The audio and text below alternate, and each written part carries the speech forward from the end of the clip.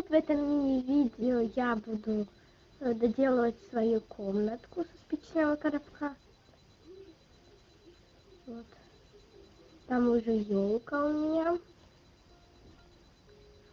И кухня у меня также уже есть. Я на нее снимала видео, но я его не выложила на YouTube.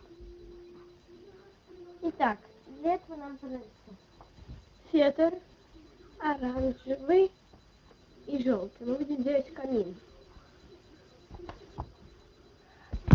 А также ножницы. Ну и все. Давайте приступим. Вырезаем с нашего желтого фетра такую конструкцию, как. У меня уже есть готовая. Вот такая вот квадратик любых размеров, какие вам подходят. Также обводим его и делаем просто дырку в нем таком же самом. И выходит вот такие два. Или так. И также вырезаем чуть-чуть больше. Вырезаем оранжевый. Дальше давайте клеить. Извините за мой голос, я чуть-то хрипла. Ну, мы клеим. Сначала клеим наш вот этот вот на это сверху.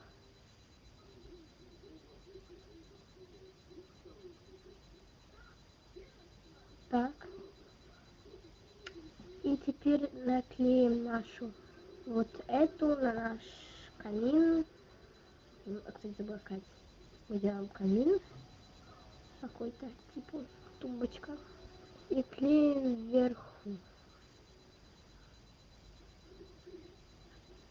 Выходит такой камин типа столика.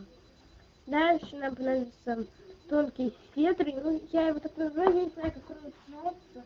Вот это вот. Ну, я буду использовать желтенький. Нет. Я использую амиран. Красный.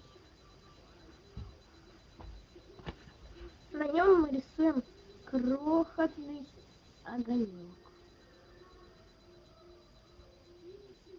Теперь вырезаем. Огонек вы делаете по-своему.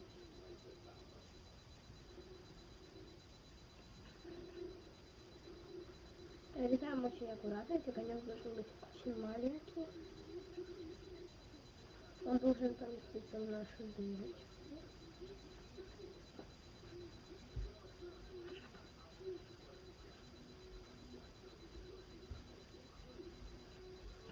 Так, ну все. Я сделала очень крохотную. И сейчас я ее вклею в нашу, в наш камин.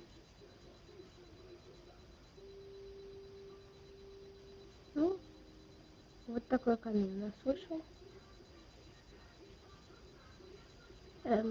В следующем видео я покажу, как сделать подарки под елку и доделать всю комнату. В этом видео я покажу вам, как взять елку.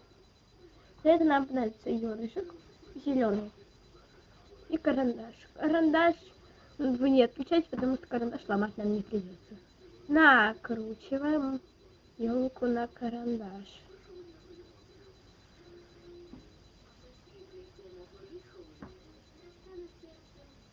Вот так. Теперь снимаем, и у нас готова елка. И в следующем видео я уже говорила, что я буду показывать. Также пишите в комментариях, что мне еще снять, что мне показать. Ну, до новых встреч, пока!